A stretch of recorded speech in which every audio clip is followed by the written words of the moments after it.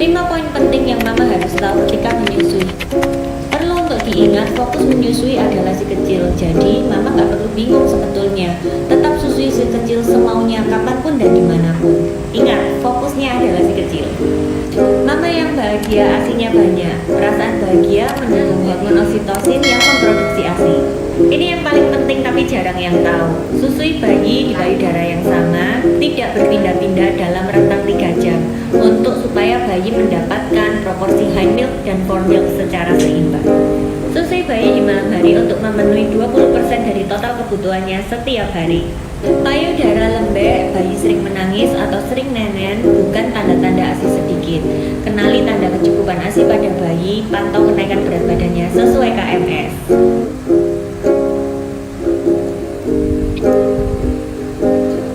Selain memperhatikan posisi ketika menyusui supaya puting kita tidak lecet, penting juga untuk melihat bagaimana mulut bayi melekat pada payudara kita. Kita simak ya bagaimana pelekatan yang tepat. Ingat amubida untuk pelekatan menyusui yang tepat. A. Aerola bagian bawah ini ya, itu lebih banyak masuk ke dalam mulut bayi dibandingkan aerola yang atas. Mama perhatikan di situ. Kemudian mulut bayi terbuka lebar ya, terbuka lebar seperti ini. Dan bibirnya bagian bawah tuh membrane atau berputar ke arah bawah seperti ini. Dagunya menempel ke payudara mama. Dari 2 gambar di atas, mama bisa memperhatikan mana amubida pelekatan yang tepat ya, seperti ini. Kalau yang ini aerolanya banyak yang ada di luar ya. Terus kemudian mulutnya juga mengunjuk, bibirnya itu tidak terbuka dengan lebar dan dagunya tidak menempel pada payudara mama. Nah, inilah yang akan membuat puting payudara kita jadi lecet. Bayi newborn suka kagetan. Kalau kata orang zaman dulu sih digeprak. Emang iya?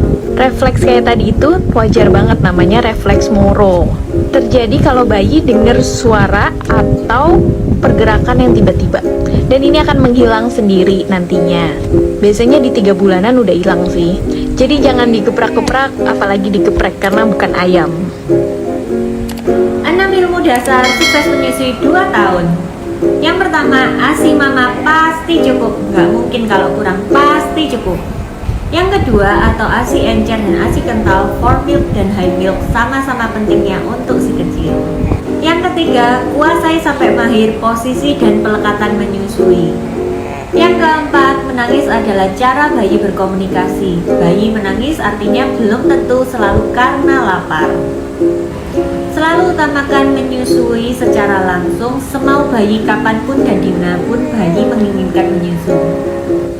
Yang terakhir, susui bayi di payudara yang sama tanpa berpindah-pindah selama 3 jam atau sampai payudara mama terasa lunak dan lembek.